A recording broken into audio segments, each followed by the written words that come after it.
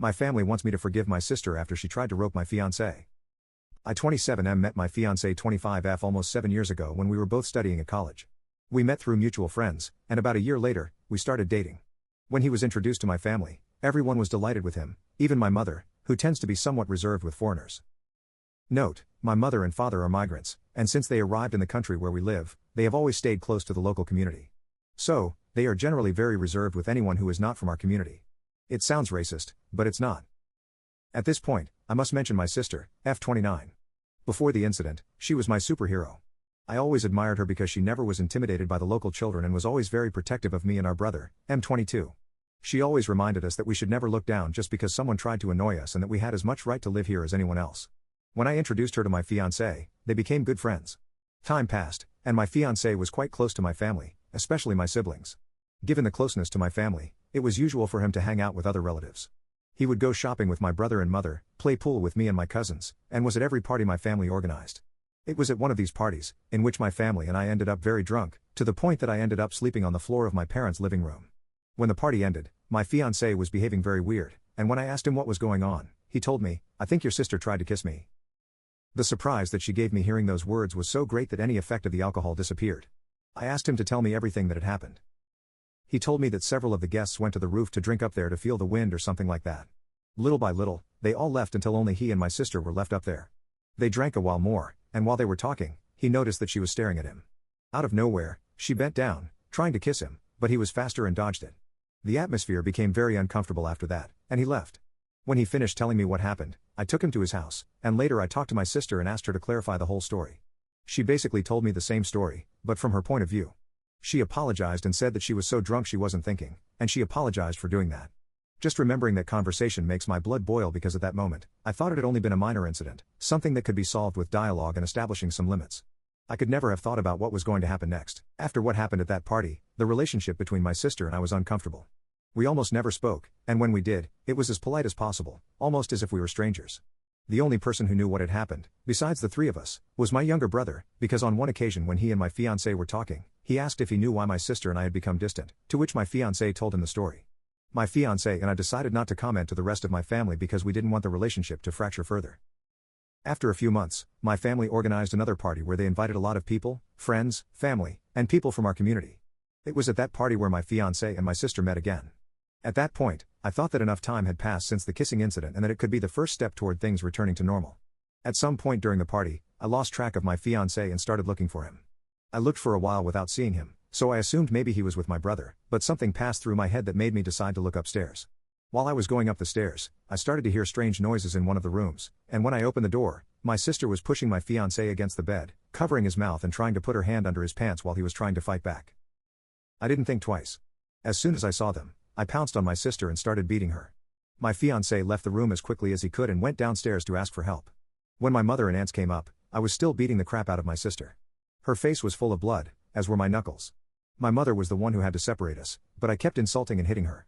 In the end, my mother was able to separate us and then took me out of the room while my aunts checked how bad my sister was. Outside the room, my mother asked me what the hell had happened to make me act like that. It took me a while to be able to formulate words, but finally, I told her that I had just seen my sister trying to assault my fiancé. My mother sat on the floor, in shock, with her hand on her forehead and was completely silent for about 10 minutes until my aunts called her because they were going to take my sister to the hospital. After they took my sister, I went to look for my fiancé and found him talking to my brother about what had just happened. I said goodbye to my brother, and we left. All the way to our house, he couldn't stop crying. He was confused, angry, and by the time we got home, he kept crying until he fell asleep, and that was his routine for a couple of days. Little by little, he was able to talk again. During those days, my family kept me informed of my sister's condition. I had broken her nose and dislocated her jaw. My mother was in denial, incredulous that her daughter was capable of something like that, but I didn't think much of it because, in the end, each person reacts differently. Also, to a certain point, I understood why my mom was trying to explain my sister's actions. The last thing I heard from her was that after she left the hospital, everyone turned their backs on her for what she did. She lost her job and left town. The following weeks, I cut off almost any contact with the outside world and focused on helping my fiancé. To say the least, he was handling the situation as best he could. He was still very scared about what had happened and had no energy at all. But after almost a month of being home, he had to go to work. However, he returned after a few hours because he told me that he couldn't stop feeling threatened, that he was in danger, and that at any moment, someone was going to try to do something bad to him. Update 2. My family wants me to forgive my sister after she tried to rope my fiancé. Hi everyone again, I know it has been a while since I last updated, but I wanted to post a complete update once the problem was solved. Once more, I want to thank everyone who sent their good wishes to me, my fiancé, and any other possible victim of my sister. Now, to the main theme. What has happened? While the aftermath is still ongoing, I am happy to tell everyone here that my sister is facing justice for her actions. So back when I last updated, my fiancé, some friends, and I started to look through my sister's history, searching to see if she had ever abused or tried to abuse any other men, and once the evidence was ready, we planned to make my sister face consequences. In the end, we ended up with the cases of 8 different men, including my fiancé, who were somehow molested by my sister. These included ex-boyfriends, ex-coworkers, and 2 actual coworkers of hers. I also mentioned that once we were ready, I was going to show my parents what kind of monster they were defending and also that we were going to show everyone the information through social media. But neither of those things happened as we had planned, mostly because our lawyer advised against it. If I showed my parents the information, there was the possibility that they would try to cover for my sister and prevent the consequences we had planned. I didn't think about that possibility at first, mostly because a part of me wanted to knock some common sense into my parents, but at that point, I couldn't trust them because there was a chance they had covered up my sister's actions before. Our lawyer also explained that spreading the information through social media was something my sister could use in her favor by claiming defamation, which would complicate things needlessly. So, the confrontation with my parents would have to wait. During that time, I went completely NC with them because I didn't want them to screw things up and because I couldn't trust them anymore. Here I have to mention my brother.